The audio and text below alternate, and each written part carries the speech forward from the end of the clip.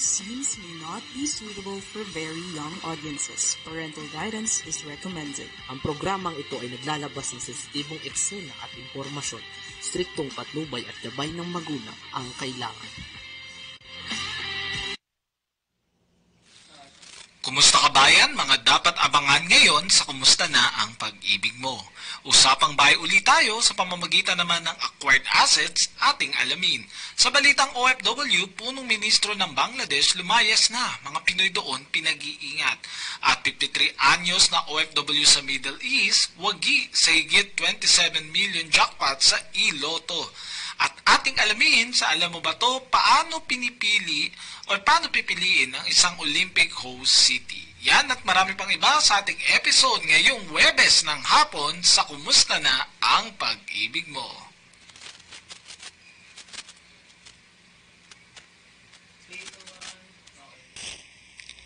Yan, okay, magandang hapon, umaga, tanghali at sa amang time zone kayo napapabilang. Tsak na may mga kumusta sa inyo. Ako po ang inyong lingkod Pag-ibig, Erwin Paul David, at nandito na naman tayo sa ating halos ang oras na talakayan patungkol sa mga programa at serbisyo ng pag-ibig, maging din yung mga trivias natin sa Alam Mo Ba To at marami pang iba. So ito po yung natin, no? Yung programang paborito natin tuwing Huwebes, Kumusta na ang Pag-ibig. At hindi na natin patatagalin pa. By the way, congratulations ulit, nakauwi na dito sa Pilipinas ang lahat ng ating mga atletang lumaban sa Olympics. Mabuhay po kayo mga atletang Pilipino at especially ho sa mga nagwagi ng mga medalya po. No? At sa mga bumubuo, yung mga team sa likod, yung mga coaches, nutritionists, assistants, volunteers, maraming salamat po no, sa ginawa niyong sakripisyo at ating pong paglilingkod sa pamagitan ng paglalaro at paglilingkod sa ating mga atleta. Mabuhay po kayo mula po dito sa Kakampi Online at syempre sa amin sa Kumusta na Pag-ibig Mo ay kami ay kinararangal namin at kinagagalak namin kayong mga atleta at bumubuo ng Olympic. At syempre, ito na, no? Recently nakita natin isa sa mga major privileges ng pagkakapanalo mo ni Carlos Yulo ay pinagkalooban siya ng unit ng bahay. Iba sa atin ay napapasabi na lang ng sana all may bahay. Alam nyo, hindi naman imposible yan sapagkat dito sa pag-ibig ay posibleng magkaroon ng bahay. So ngayon pakikita natin paano natin may sasagawa o may sasakatuparan yan sa pamagitan ng ating pagbabalik tanaw sa topic natin last week which is about Countryside Housing Initiative and 4PH. Mauna muna tayo dito sa CHI. Alam naman natin yan. Last week tinalakay natin yan na ito po, no, kung may asosasyon kayo dyan sa mga PhilComs, mga Filipino community ho natin, sa mga asosasyon ng mga seafarers or OFWs natin sa ibang bansa, yan po, no, kung meron po kayong isang grupo at gusto nyo magkaroon ng housing project, ito po yung initiative ng pag-ibig para maisagawa po natin yan. Okay? So, pakita na po natin, ano nga po ba itong Countryside Housing Initiative? So, ito yung salient features ho nito. First, it offers affordable yet superior housing unit. Kasi usually, mga murang properties na nakikita natin, parang low quality. Pero dito, titiyakin na yung ating makukuha ay affordable yet superior. At the same time, kung magiging kapartner po natin kayo dito sa CHI or CHI, ay magpo-provide po pag-ibig ng technical assistance, particularly sa pre-qualification ng identified project beneficiaries at training din sa project documentation. Siyempre, hindi nyo naman expertise yung pag-aayos ng pag-ibig. Kaya, siyempre po, tutulungan kayo dyan at tuturuan. Okay? At pagkatlo, assistance in securing housing-related permits and requirements from other government agencies. Napakalaking tulong niya, no? Pag nag-asikaso tayo sa BIR, DSUD, no? Youth Settlements Adjudication, Commission, at marami pang iba. So, yan po yung ating pwedeng ipagkaroon. Ano bang makukuha natin dito? Ano ba yung mga pwedeng gawin po dito? Meron tayong implementation options. Number 1, yung project proponent initiated na kung saan, kung kayo po yung proponent, may pagpamayari kayo ng lupa, kayo na rin yung bahala magtayo. Halimbawa, may expertise na rin yung asosasyon ninyo. Let's say, asosasyon kayo ng mga architects and art engineers sa ibang bansa. Kayo na gusto nyo, kayo na mag-develop ng lugar, kayo na rin magtayo, sa inyo na rin yung construction, sa inyo yung lupa, ang kailangan nyo na lang is pondo. Pwede po yan, no? Pupondohan na lang siya ng pag-ibig. Ganun din.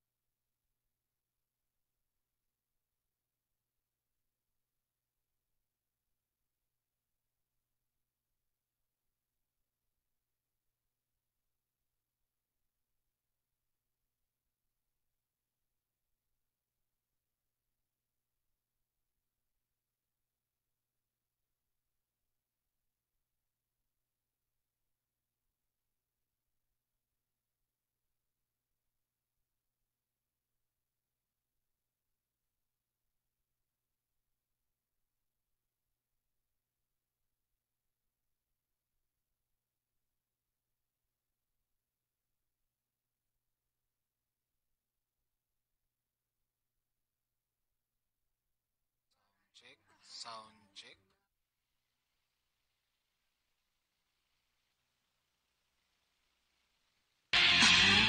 Scenes may not be suitable for very young audiences. Parental guidance is recommended. Ang programang ito ay naglalabas ng sensitibong eksena at impormasyon. Striktong patnubay at gabay ng magulang ang kailangan.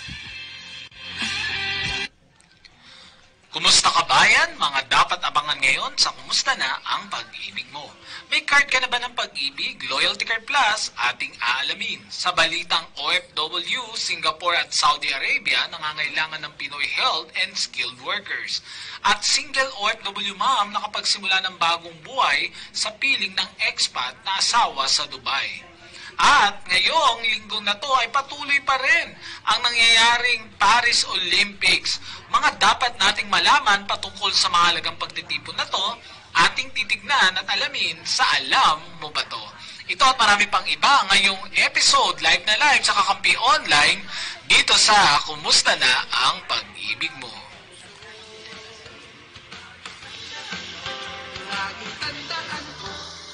Alright, once again, magandang hapon dito sa Pilipinas.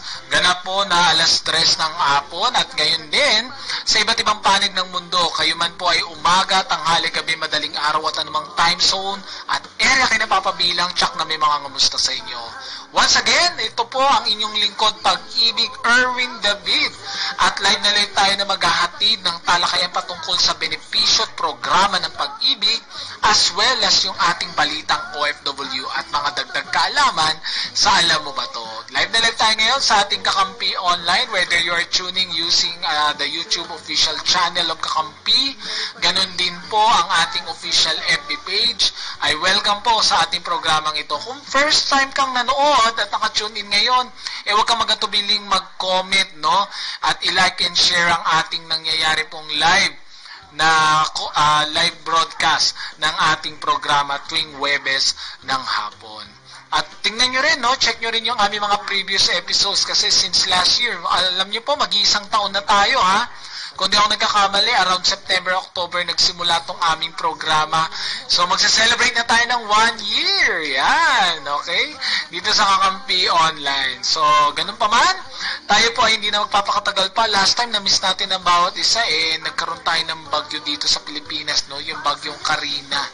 Sa matutal ay hindi nga siya masyado naglandfall, pero yun naman yung hinugot niya na hanging habagat na nagpalala ng ulan, kaya ang daming binaha po dito at hindi na ho kami nakaligtas niya, no, ang buong NCR ho.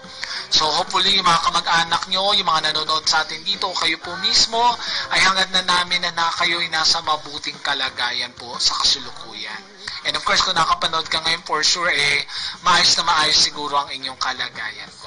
And with that, tayo po ay magbabalik na sa ating last week episode or yung last topic natin nung tayo po ay huling nagkaroon ng episode dito. Ang ating last week topic is about the virtual pag-ibig. Alam niyo po, katulad nito mga panahon na bumagyo, umulan, no, hindi natin kayang bumiyahe at magantay pa na matagal sapagkat may iba tayong kailangan intindihan, no? Malaking tulong na pwede na nating masagawa yung mga ganitong transaksyon, proseso at anumang mga pangangailangan natin patungkol sa programa at serbisyo ng pag-ibig sa ating mga sariling mobile devices or kaya sa mga PCs at laptop po ninyo.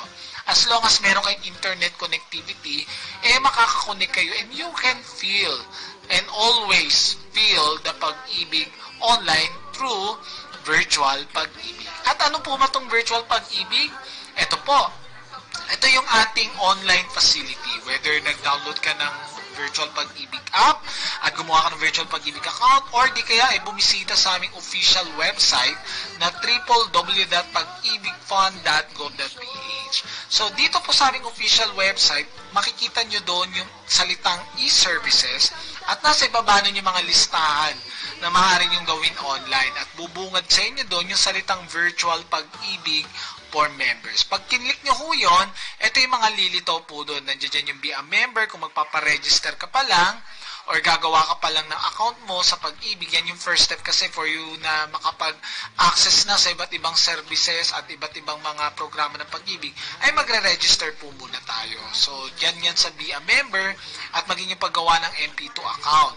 At ganun din naman, kung mag-verify ka rin ng MID number mo, dyan din sa Be a Member natin makikita. Kung mag-apply tayo ng loan, ito po, yung housing loan ng Pag-ibig, yung pre-evaluation and pre-screening ng requirements po, available na po yan online. Na alam po sa pre-evaluation kasi, pwede na makita dyan kung may mga kulang ka bang requirements o may dapat ka bang i-submit or i-update na documents, magagawa na yun online para pag nagpunta na kayo dun sa desired branch nyo, na-applyan itong housing loan, kumpleto na at wala namang ano pang kulang pa sa inyong mga requirements po. As well as kung tayo po ay mag-short-term loan. Yung short-term loan po natin, ito ho, napapanahon ho yan. Ito ho, balitaan natin, in-announce naman po ng buong National Capital Region, balik lang po natin doon. Sa National Capital Region, na-declare tayo under state of calamity. Kaya kung within NCR ang inyong tirahan, given na may mapapakita kayong one digitized government-issued valid ID na may address, ay pwede kayong mag-apply ng calamity loan. Kung may Loyalty Card Plus na po tayo, hindi na kayo kailangan pumila pa sa branch, no? Ako po, magbabanggit na po ako sa inyo, marami po talagang tao ngayon sa branch. Gawa na ito po yung ini-inquire, yung calamity loan. Yan po, nagagawa na yan online. Pinadadali na natin yan. Kung may Loyalty Card Plus kayo or Land Bank Cash Card na valid, ang ginagawa lang po dyan, pipilotan nyo lang yung form niyo. Kung employed po kayo dito sa Pilipinas po, yung portion ng net pay certification at saka yung sarapan po, yung collection agreement, marapat na mapirma niya na authorized signatory ng company nyo yung harap at likod. Well, if you're an OFW, whether land-based or sea-based, pilotan nyo lang yung harapang bahagi ng ating multi-purpose loan application form or calamity loan application form, and yung i-upload na nyo na po to, instead na back part ng mismong form, yung declaration of income. Mahalaga ma-pilotan nyo na maigi yung pares, pipicturean nyo na malinaw ho yun. Sa front page yung ating pinilotan mismong form, and yung back page yung ating declaration of income. Then, ay i-upload nyo yung photo ng inyong valid ID. Halimbawa, passport. Kung passport ang inyong in-upload, dapat pag nag-selfie kayo, ang hawak nyo rin ay passport at of course yung loyalty card. Yung loyalty card plus natin ay pipicturean din natin ang harap at likod. At dyan na siya i-deposit. So, ganun lang siya kasimple, no? Ganun din pag maghuhulog na tayo, yung monthly amortization natin sa housing loan, yung monthly amortization sa short-term loan, nagagawa na po yan online. Hindi na kailangan lumabas pa ng bahay at antayin pa magbukas pa yung Pag-ibig. 24/7, available yan. Kung may GCash kayo, or Maya app, pag short-term loan naman ang babayaran mo, gagamitin mo lang naman dyan yung mismong Pag-ibig MID number po ninyo. Ang mahalaga, alam mo yung magkano yung monthly amortization mo, at fixed naman po ang kanyang due date, which is every 15th of the month. Okay, so mabayaran nyo dapat yan ng on or before every 15th of the month. Kapag naman po yung housing loan natin, nakabata yan kung kailan po na-release yung loan po ninyo, yung housing loan. At ito ay merong sariling number, no? Yung tinatawag nating housing loan number po, na starts with number 3. So, yan po. Pag MP2, syempre po, una po, dapat updated muna kayo ng regular savings. At pag uhulugan yung MP2, meron din siyang unique number, na 12-digit number, pero it starts with number 5 po. Okay? So, yan yon. Ngayon pag magkiklaim na, let's say, nag-mature na yung hulog nyo sa Pag-ibig regular savings, saka 20 years ka na, o di kayo, edad 65 years old na po kayo, or meron din kasi tayo mas earlier sa 20 years, yung 15 years. Ibig sabihin ng 15 years, nakaipon ka na ng 180 months. Na tuloy-tuloy at walang gap kahit isang buwan. So, doon ka magko-qualify doon sa 15 years. So, 1 year to apply lang po yun. Pero kung lumagpas na po kayo doon, or meron kang kahit isang buwan na tinatawag natin na gap, doon po tayo mag-withdraw sa 240 months. Yan ay kung may 20 years or 240 months na kayo. Pag age of 65 years old, yan yung mandatory retirement, pwede nyo na rin i-claim online. Ganun din, pag nag-mature ng MP2, naka 5 years na po, alam nyo, nakakatuwa dyan, ang gagawin nyo lang, ipapasok nyo yung MID number ninyo, last name, date of birth, And then, be-verify niya po kung matured na nga yung MP2 mo. Pag nakalagay na you can now proceed, i-upload nyo lang yun na fill outan yung APB. Yung APB, yun po yung Application for Provident Benefit Claim Form na downloadable din yan sa aming official website. And then, yung photo ng inyong one valid ID and selfie, nahawak yung valid ID ninyo. And may option ka doon, kung gusto mong ipadeposito yan doon sa existing at active na Loyalty Card Plus ninyo or sa inyong branch na malapit sa inyo. Okay? And of course, if you have some questions or inquiries, ayan po, no, you can chat with the Lingkod Pag-ibig. So, itong mga services na binabanggit natin dito na pwede nyo magawa sa aming official website yan, sa www.pagibigfund.com.ph. So, dun sa e-services, makikita nyo din yung virtual Pag-ibig for members. I-click lang po natin yon. At the same time, ay lalabas na po yan na hindi nyo na kailangan mag-login pa sa virtual Pag-ibig account. Pero ito na nga, pag kayo ay nag-create ng account, nag-download at install kayo ng virtual Pag-ibig app at nag-create ng virtual Pag-ibig account, ito na nga yung kasunod. Ma-avail nyo itong mga premium services. So, next na po tayo. So, ano po yan? Kung ikaw ay AUB holder ng Loyalty Card Plus, pwede nyo i-link dun yung inyong card. Sa ngayon, AUB pa lang yung available nyo. Huwag kayo magtampo, no? Kung ibang card man yung nakuha mo, kung Union Bank, kasi magagamit nyo naman po talaga yan. Kapag mag-review ka ng loan records, halimbawa may existing and active loan kayo, mapa-housing man ito o short-term loan, yan po pwede nyo ma-view online yung inyong ledger o yung hulog nyo tsaka yung remaining balance nyo. Breakdown ng mga payments na ginawa po ninyo. At mabibigyan nyo yung savings records. When we say view your savings records, you can verify or view the breakdown ng hulog ninyo kahit nung 19 kopong-kopong pa yan, no? Nakapost yan. Kung kayo yung tipong mausisa, gusto nyo makita magkano yung binayaran ninyo, kung nahulugan ba talaga kayo, yan po yun. So, paano ba mag-create ng virtual Pag-ibig account? Ito yung kasunod nating makikita.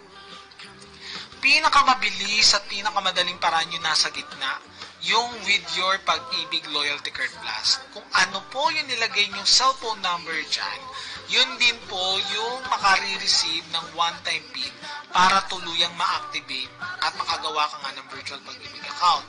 But definitely, kung sakaling wala pa kayong Loyalty Card Plus, ay wala naman pong problema. Makakapag-create pa rin kayo ng virtual Pag-ibig account by choosing this third option na online activation for OFWs. Of course, kayo, kung OFW kayo, kasi tatanungin kung saan bansa kayo eh.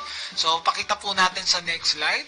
Ito lang naman yung simple instruction. Just visit our official website. Piliin nyo lang yung create account button doon sa virtual Pag-ibig for members. And then pag click na po natin yan, i-select mo lang yung account creation or click nyo lang po yung account creation for OFW. So, tatanungin kayo ng tamang MID number ninyo, complete name ninyo, ng nanay nyo ng pagkadalaga, at kung may asawa ka, Mr. o Mrs., ilagay nyo lang po doon. Pag sinabi natin complete name, hindi lang po ito middle initial, dapat complete middle name po. Tapos, magpipicture ka ng malinaw ng inyong valid ID. So, kung bulig, no? Kung passport ang in-upload ninyo, dapat passport din yung hawak nyo pag nag-selfie kayo. Siyempre, pag nag-picture kayo, katulad ng passport po, yung signature niya nasa kabilang page. So, dapat pag nag-upload kayo, make sure may pirma na yung passport ninyo at kita parehas ha, yung may pangalan ninyo at saka picture and then yung signature po natin.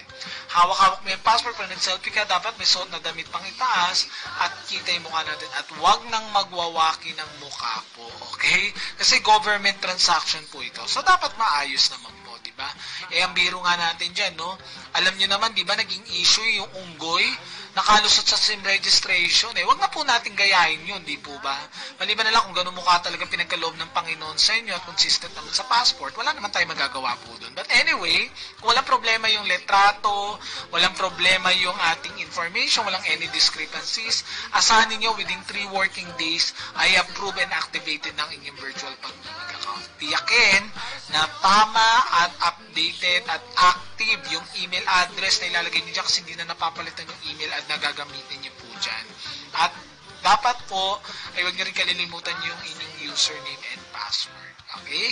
So, may yung security ng ating virtual pag-ibig app. So, kung wala pa pong virtual pag-ibig app, syempre, huwag na kayo magatubili. Download at install na whether iOS or Android device ang inyong gamit, ay applicable po yan sa inyong respective mobile devices. At syempre, nag-download at install ka na rin, hindi naman pwedeng hanggang dyan na lang yan. Mag-create ka ng virtual pag-ibig account para ma-enjoy mo ng i-navigate. No? Tignan mo yung mga kailangan malaman mo pati sa pag-ibig. Pati ngayon mga latest news and updates, nakikita rin po dyan. So, that's it for our virtual pag-ibig. Next nating tatalakayin naman yung ating episode ngayon about Loyalty Card Plus. Okay.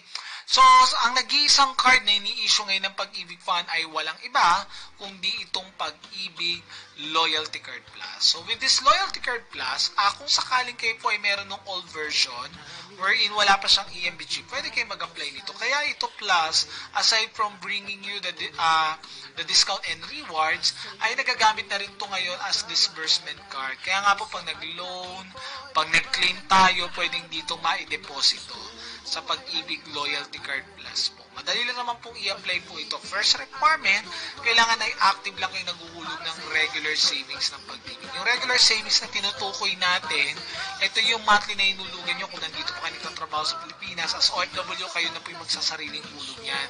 Kayo na po yung magpapatuloy. Okay? So, kailangan may active na hulog tayo. 400 lang naman yung pinaka-regular hulog natin. And then, personal itong ina-apply sa any Pag-ibig branches po. So, ito kasi personal kayo leletratuhan at kukuhanan po ng biometrics. So, ang bayad lang naman nito at ang kailangan mo lang naman dalhin yung original valid ID at yung card fee na sinisingil ng mga bank partners natin, napakaabot kaya naman. That is 125 pesos po. Sulit na sulit naman yung 125 dahil una, isang araw lang nakukuha tong card. And using this Loyalty Card Plus, ay ito na nga po, pakita na po natin yung sinasabi dito, enjoy discount and rewards. Using this card, this is the fastest way for you to create your virtual Pag-ibig account. Yan yung binanggit natin kanina, kung yung ni-register mo cellphone number, upon na nag-apply ka ng Loyalty Card Plus, yun din yung makare-receive ng text message para kayo po ay ma-approve sa virtual Pag-ibig account. Ganun din, pag mag-apply ng loan, no? Loyalty Card Plus na po yung magiging disbursement account. At syempre, may mga taglay-taglay itong discount and rewards na pwede nyo mapakinabangan talaga at ma-enjoy. Ito na nga po yun. Pakita na natin. So, update lang po. Over 400 plus partners na meron tayo. Nadagdag na rin po dyan ng Maxis, Kabalin, at marami pa pong iba. Yan, kagaya niya, nandiyan na McDonald's. For every minimum purchase of 200 pesos, may 5% discount. For every 1,000 pesos purchase nyo sa Shakey's, meron po silang free thin crust pizza.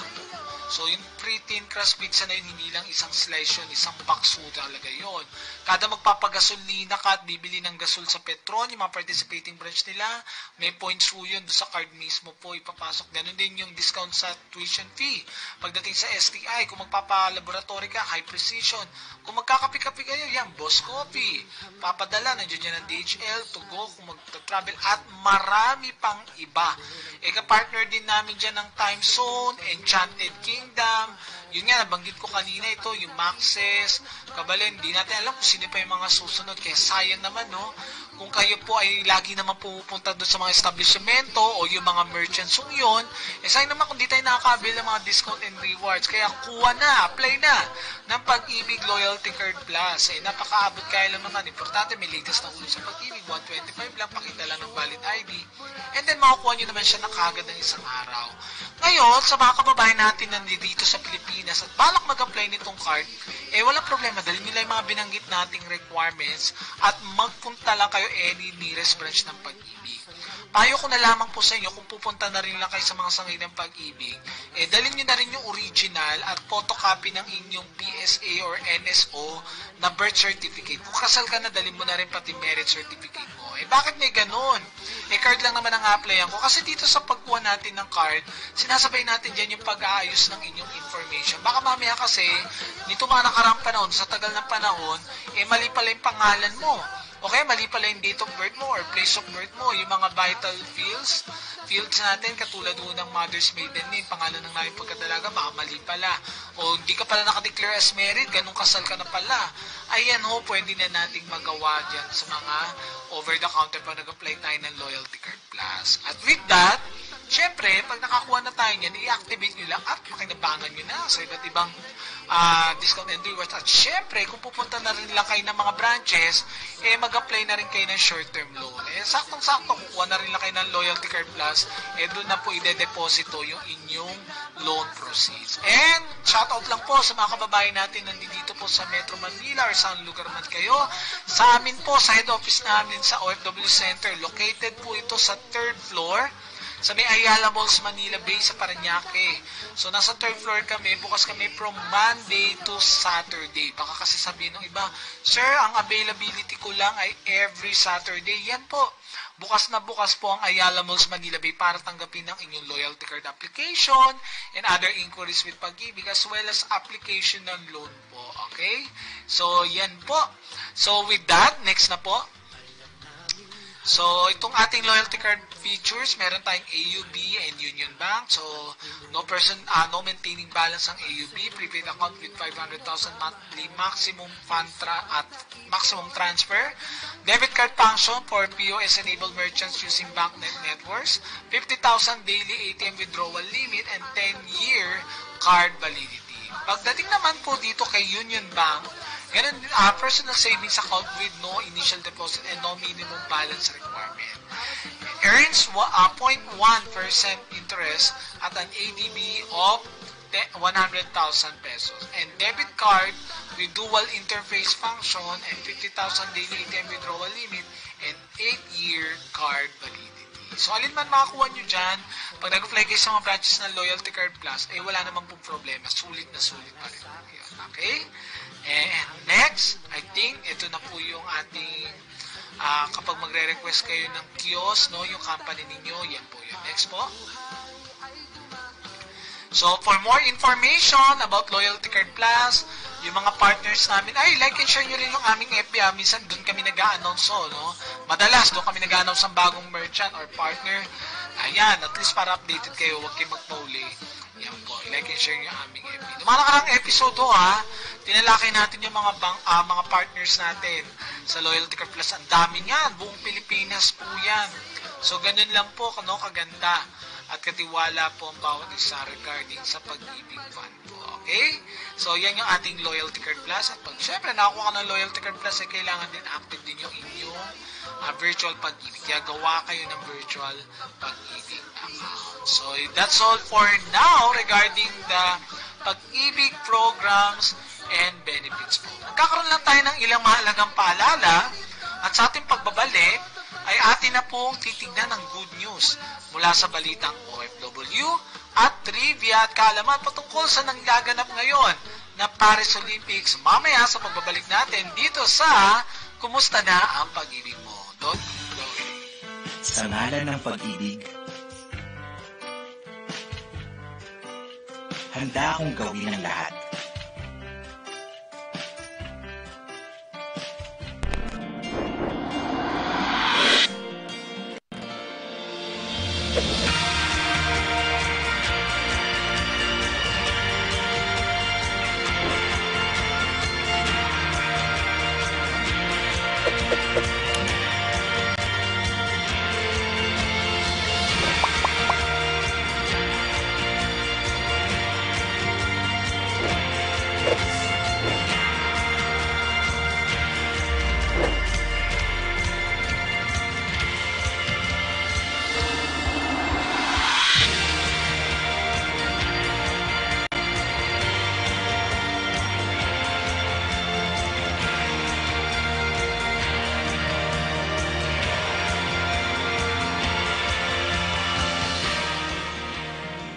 Mula dito sa ating programa ang Balitang OFW. Yan. Yung mga nangangarap ng ibang bansa po, ngayon pa lamang po, make it sure ina-activate nyo yung Pag-ibig nyo. Para pag nasa ibang bansa na kayo, tuloy-tuloy lang po yung ating hulog sa Pag-ibig. Okay? So sige, pakita na po natin ang ating unang balita. Singapore at Saudi Arabia nangangailangan ng Pinoy health and skilled workers. So nangangailangan ng Singapore at Saudi Arabia ng mga health and skilled workers at mga Pilipino umano ang prioridad. Sa ulat ni JP Soriano sa GMA News sa unang balita, sinabing kailangan ng Singapore ng mga skilled worker gaya ng ICT professionals, precision engineering, medical at healthcare workers kasama ang mga nursing aid. Inihayag ito ng ambasador ng Singapore na si Constance as kasabay ng pagdiriwang ng Philippine-Singapore Friendship Week. Mga Pinoy umano ang prioridad nila pagdating sa pagkuha ng mga nurse. Ngayon ay tinatayang nasa 200,000 na mga Pilipino at naninirahan at nagtatrabaho sa Singapore. Samantala, hinayag din ng Department of Migrant Workers Secretary Hans Leo Kakdak na kailangan din ng Saudi Arabia ng mga karagdagang mga skilled and healthcare workers. Kagagaling lang ni Kakdak sa KSA, sa Kingdom of Saudi Arabia, at sinabi nito na magkakaroon ng pagrepaso sa bilateral agreement ng dalawang bansa bagong nakatakdang pag-renew ng kasunduan upang lalo pang matiyak ang kapakanan at proteksyon ng mga OFW doon. Yan, ito ay mula kay FRJ ng GMA Integrated News. At isa pa sa ating balitang OFW, ito naman. Single OFW mom nakapagsimula ng bagong buhay sa piling ng expat na asawa sa Dubai. Diba? Saktong-sakto sa programa natin na kumusta na ang pag-ibig mo. Siya talaga, pag kinamusta natin itong ating bida ngayon sa ating balita, kung kamusta na ang pag-ibig niya, kitang-kita nyo naman sa larawang ito, na masaya at makulay ang kanyang pag-ibig. Okay? Sa murang edad na 16, naging single mom si Abigail Palasige Gosun, na kinalaunan ay naging overseas Filipino worker sa Dubai. Ang kanyang nakaraan, bukas na tinanggap ng kanyang naging mister na isang expat at bumuo sila ng bagong buhay at pamilya. Ayon kay Goso na 29 anyos or 29 years old na sa kasulukuyan at tubong Arayat, Pampanga, kabalin pala to hindi naging hadlang ang kanyang pagiging maagang ina para hindi magpursige sa buhay. Ito sabi niya, in fact, it gave me the biggest lesson and motivation to become or to be successful in life. As most people judge me for being a teenage mom and labeled me as walang kwentang anak, saad niya na isa na ngayong executive assistant na department head sa Dubai branch ng isang New York-based university sa US. It was my fault but it motivated me to strive, dagdag niya. Nagtapos si Gosun sa kursong psychology sa Far Eastern University, dito yan sa Manila. Mula siya sa broken family at mga bata pa lang sila ng kanyang dalawang kapatid na maghiwalay ang kanilang mga magulang. So bilang panganay, inako niya ang responsibilidad para sa kanyang mga kapatid. Kaya na magtapos ng kolehiyo sa edad na 20, pumunta siya ng Dubai sa tulong na rin ng kanyang mga tita. Ayon kay Gosun, may master's degree sa data analytics sa universidad ng kanyang pinagtatrabahuan, mga OFW din ang kanyang mga magulang pero hindi nakapag-ipon para sa kanilang pamilya. Dahil na rin sa kakapusan ng pera at nakikitira sa kamag-anak, nagpasya na si Gosun na magtrabaho na rin sa ibang bansa matapos siya makagraduate sa kolehiyo. Mister na si Sharapi, ito po yung si Sharapi. Nakilala ni Gosun sa Instagram ang kanya naging mister na si Muhammad Sharafi. Mula siya sa Iran pero lumaki sa Dubai. He's my follower on Instagram. He kept messaging me for 3 months but I didn't respond because I was not interested. Pagbabalik tanaw ni Gosun, ni Ma'am Abigail. Dahil mapursige si Sharafi at nalaman ni Gosun na Iranian ang lalaki, pumayag siya may pagkita dahil marami na rin siya kaibigan noon na Iranian. Ngunit hindi sinipot ni Gosun ang dapat sanang first date nila ni Sharapi dahil sa kanyang mga agam-agam na makipagkita sa isang estranghero. Pero nang isang araw na magkaproblema ang kanyang sasakyan sa kalsada, walang ibang naisip na hingan ng tulong si Gosun kundi si Sharapi na hindi naman siya binigo. He helped me fix my car and the rest is history. Ang natatawang kwento ni Gosun. May pag-aalinlangan man noong una ay pinagtapat ni Goson kay Sharapi ang tungkol sa kanyang anak sa naging karelasyon niya nung kabataan niya. But I went ahead when I finally felt comfortable doing so. Whether he accepts me and my daughter or not, at least I have been very honest, saad ni Goson. December 2020, nang magpakasal ang dalawa, hindi lang si Sharapi ang buong-buo na tumanggap kay Goson, kundi maging ang pamilya nito. They welcomed and accepted me as their own. I was emotional at first because they didn't judge me for being a single mom. I felt I belonged to them, sabi ni Goson. Ngayon, family pastry business sila na pinamahalaan ni Sharapi. O, di ba? Nakakatuwa. He sacrificed his career to support my business, sabi ni Goson, tungkol sa kanilang negosyo na wifey on duty. Ngayon, nasa Dubai na rin ang anak ni Goson, pati ang kanyang mga kapatid. Natatawa rin sinabi ni Goson na kasama rin nila ng kanilang mga magulang kahit hindi masyadong nag-uusap. Tumutulong sila sa kanilang pastry business. I'm grateful to my husband. He has never made an issue of it, though he's obviously in a culture shock because living with in-laws is new to him. Sabi ni Goson na nagsilang ng anak nilang lalaki noong nakaraang taon. Wow, congratulations to this newlywed, no? Sila ay nagkinasal 2020. Mula sa ulat po ito ni Jojo Das at FRJ ng GMA Integrated News. So, napakamakulay at nakakatawa itong love story ni Ma'am Abigail at ni Sharapi. Okay? Mapapasabi na lang tayong lahat ng sana all. O, diba? Makulay na nga ang pag-ibig, makulay pa ang buhay karera, saan ka pa? Sana all. Pero syempre, sa mga OFW nating nandiyan dyan, yan naman pumapasok ang pag-ibig. May wala tayong ibang dapat mahalin muna kundi ang ating sarili. Kaya habang nagpapakapagod tayo sa trabaho, nagsasakripisyo para sa pamilya, time naman na mag-ipon-ipon dahil barang araw, ikaw din naman ang aanin yan. It's time to give back to yourself. And fund what's valuable for you by Pag-ibig Fund. Kaya ipon-ipon din, gawa ng virtual Pag-ibig account para ma-monitor mo. Lalo na ako, kung nagpapahulog kayo sa Pilipinas, gusto yung i-verify, no? Kung talagang nahuhulugan yung mga pinababayaran nyo, yan po, virtual Pag-ibig. At syempre, pag nakauwi kayo dito at active ang Pag-ibig nyo, mag-apply na kayo ng Loyalty Card Plus para syempre, pag ititreat mo ang pamilya, may discount and rewards ka pa. O, diba? Talagang sulit na sulit naman ang pagiging Pag-ibig member.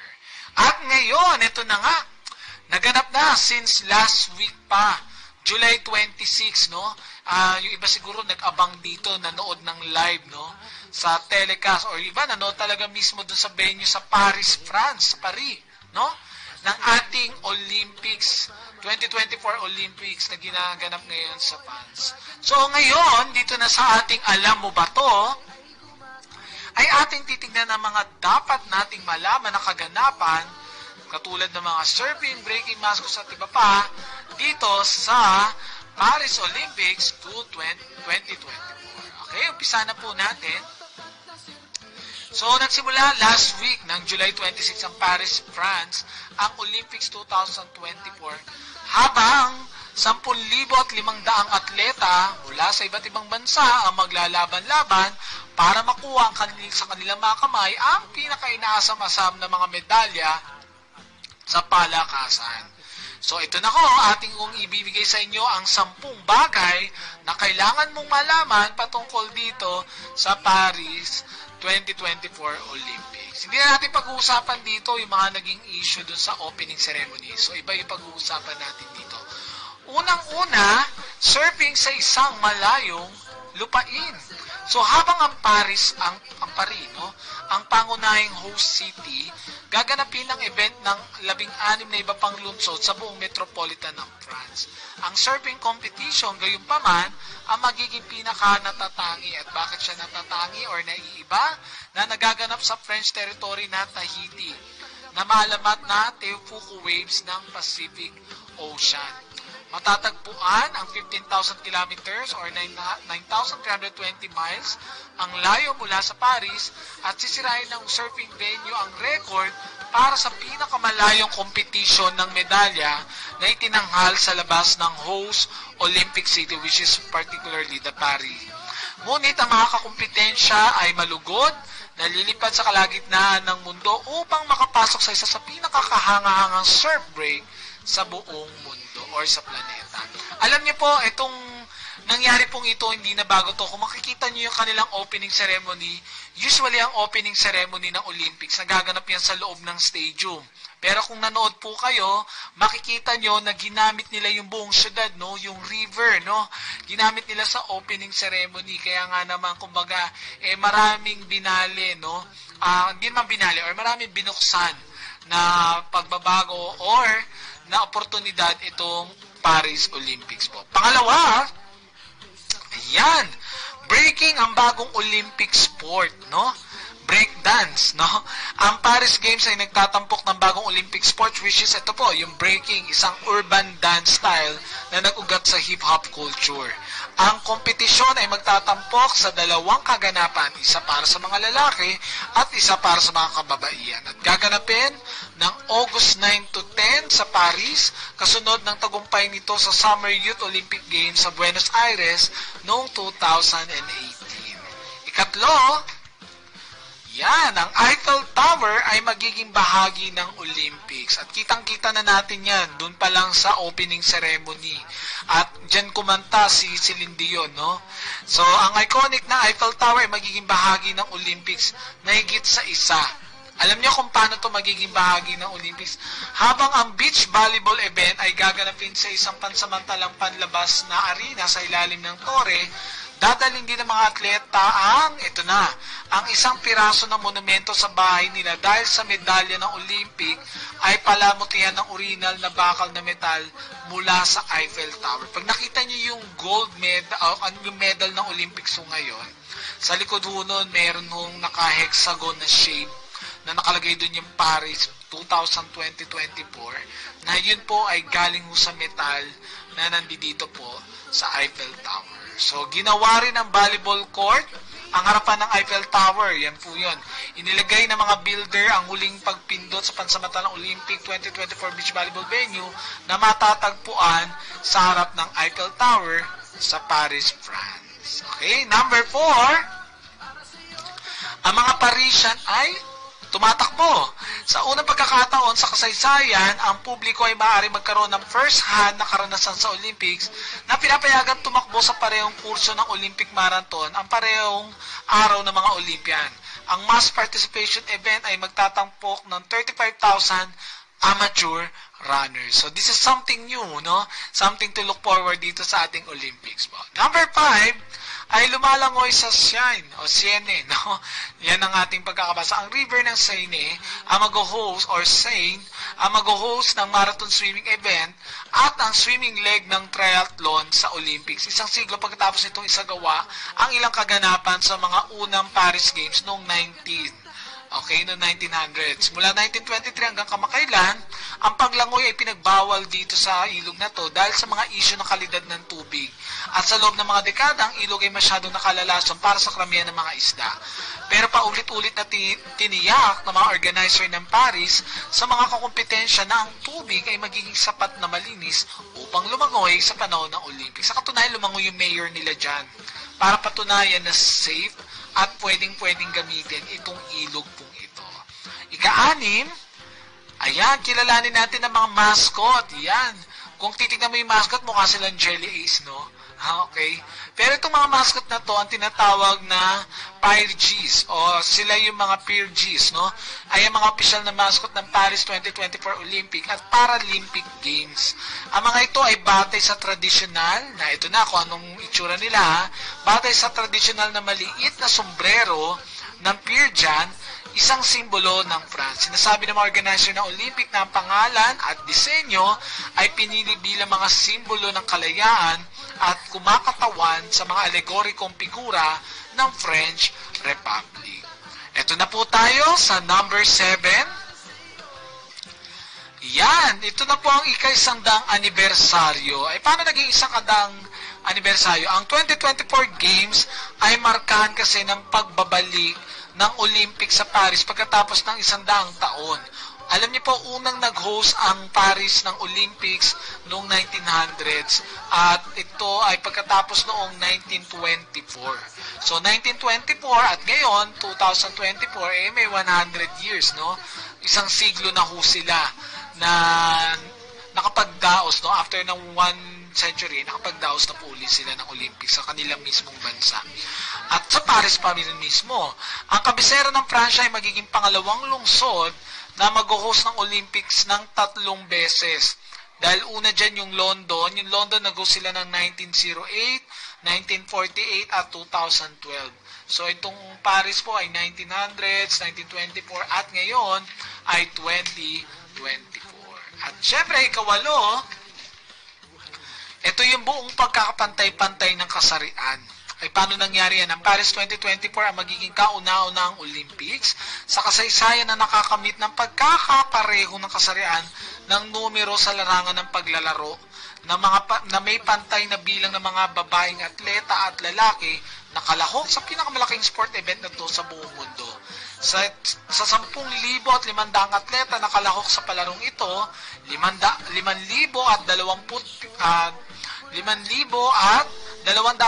at 250 ay lalaki at 5,000 at 250 ang mga babae. So equal, no? 5,250 each yung babae at lalaki sa Olympics na to. At number 9, okay, naliligaw na lost in translation ka ba? No? Nawawala ka ba sa pagsasalin? Hindi dito sa Paris Olympics. Ang public transport system nila na RATP ng Paris ay nagbigay ng higit 3,000 agents ng mga device na pagsasali na sinusuporta ng AI upang tulungan ang daang-daang libong turista na manavigate ang mga ruta sa panahon ng Olympics. Maaaring magsali ng device sa pagitan ng French at 16 na iba't ibang wika. So yan ha. Hindi tayo maliligaw, hindi tayo malolos in translation. Kung kinatatakutan mo ang French at baka hindi ka maintindihan or hindi mo maintindihan, yan po, sinulasyonan na yan ng Paris Olympics Committee. Okay? At ikasampu, ito na. Walang aircon. Siguro itong ayaw ng mga Pilipino, no? Kung lalabas ka na rin lang at hindi naman malamig masyado sa pupuntahan mo, walang aircon, okay? Anyway, ito po yun, no? Hindi po negatibo ang konotasyon nitong walang aircon na to. Walang air conditioning sa mga kwarto ng mga atleta sa Paris 2024 na nangako na mag-host ng greenest forever na games or pinaka-berde kailanman na laro. Green in such a way na earth-friendly, no? Earth-friendly yung kanilang dadausing Olympics. Sa paano paraan? Sa halip, ang mga gusali, instead na gagamit sila ng aircon, yung mga gusali sa nayo ng mga atleta or sa Olympic Village ay dinisenyo gamit ang isang cooling system na kumukuha ng tubig mula sa ilalim ng lupa at ang mga pasad ay inayos upang sila ay makakuha ng kaunting direktang sikat ng araw. Okay, so as per checking, alam nyo kung ilang degrees ang meron po ngayon sa Paris? 33 degrees temperature. Pero nakita naman natin Olympics, di ba? Umulan sa kanila, no? Nakita nyo nga habang lumilipad yung kanilang hot air balloon, yun yung pinaka cauldron nila, no? Olympic cauldron. Umuulan po ng panahon yun. So I think naman di naman siguro ganun kainit dyan sa mga panahon po yan, no? Ang mahalaga dyan maprotektahan nilang kalikasan. Yun siguro ang kanilang aim. At syempre, hindi matatapos tong ating talakayan nang hindi natin kikilalanin. Okay? Ang ating mga atleta, no? So, noong mga nakaraan ay nandito po yung mga naging atleta po natin. So, pakita po natin yung ating mga athlete. Tayo po ay nagpadala ng 22, no? 22 athletes na nag-qualify sa Olympics. At ito na rin din, at ito rin po, no? Ang ika-100 year ng participation sa Summer Games ng Pilipinas. Okay? So, nakatutuwa po ito. Unang-una sa listahan, walang iba, kundi si EJ Obiena, no? Na ang lalabanan niya ay athletics, no? Paul Volter, EJ Obiena ay siyang unang nag-qualify sa Paris Olympics after nung entry na-meet niya yung entry standard na 5.82 meters sa Bauhaus Galan leg ng Diamond Leg sa Stockholm, Sweden. So, ito na yung second consecutive stint niya sa Olympics. Number 2, nandiyan din si John Cabang Tolentino, athletics din to, na nag-qualify sa 110 meters hurdles, at siya may hawak ng national record sa event na yun na 13.37 seconds. Nandito rin si Lauren Hoffman, athletics pa rin, no?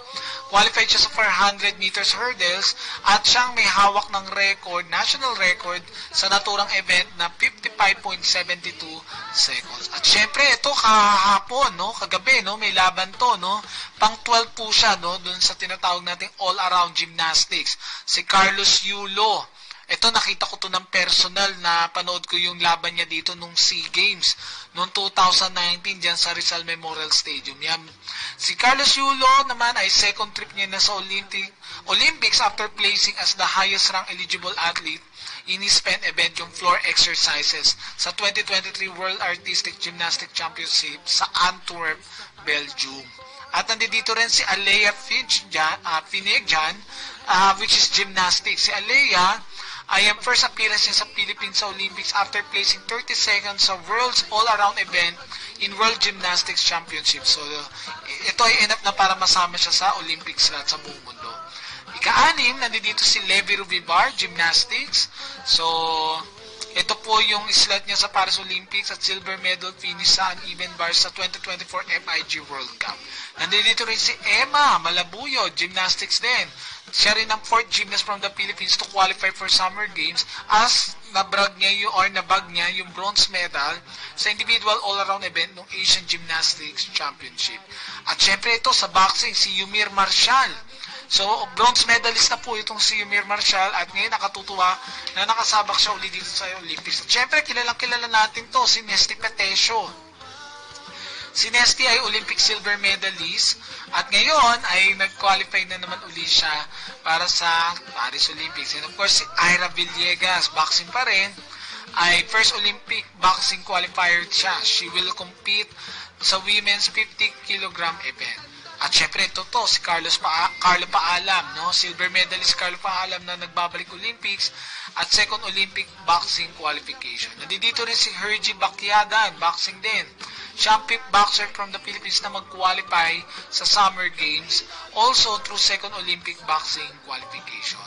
Sa weightlifting naman ay nandito si John Sinisa.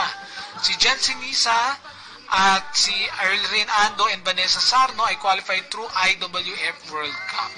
Yan, so binanggit na natin si Elrin Ando sa weightlifting at si Vanessa Sarno on the other hand ay may record na na-snatch na nag-qualify siya sa Summer Games. Okay? Nandito rin sa fencing si Sam Katantan, qualified by ruling the women's foil event at Asian Oceania Zonal Olympic Qualifier. Si Joanny Delgaco ng rowing. Yan. Siya ang first Filipina rower to qualify for any edition of the Olympics as she finished fourth in the 2024 Asia Oceania Qualification Tournament. Nandito rin si Bianca Pagdanganan, nalalaban naman sa gold. At nandito rin si Donnie Ardina ng gold, si Kiyomi Watanabe ng judo. Ito ay second stint niya na sa Olympics, si Watanabe. Nandito rin si Kyla Sanchez naman para sa swimming, na previously ay nag-represent ng Canada. So, she was nominated for a university slot kasi. At in Tokyo Olympics, ay nag-silver sa 4x100 freestyle and bronze sa 4x100 medley. At si Harold Hatch, swimming sa SEA Games medalist si Hatch, ay magre-representa rin sa Pilipinas sa upcoming Paris Olympics and was nominated for universality slot. Yan po ay sa swimming si Jaron Hatch. So, 22 all in all, galing po ito kay JKC, no? Ng GMA Integrated News. So, sa lahat po ng ating mga atleta, mga sumusuporta sa mga atletang Pilipino, mabuhay po kayo. Mula po dito sa programang Kumusta na ang Pag-ibig Mo. At syempre, dito po sa ating kakampi online na broadcaster po natin, ay nakikiisa tayo na nagsasabi ng mabuhay at salamat po sa mga atletang Pilipino. Mabuhay po kayo and congratulations in advance sa ating mga atleta. So nawa po ay mas dumami pa po yung mga ating ipanlalaban ng mga atleta sa larangan ng palakasang ito balang araw. At syempre, no, Ngayon pa lamang, sabi nga sa isang commercial, great things starts from small beginnings. Kaya yung mga anak-anak natin yan, i-expose na natin yan sa sports. Hindi lang yan maganda sa kalusugan, malay nyo, yan din ang kanila maging karera at makatulong sa kanila mga tatahakin sa buhay.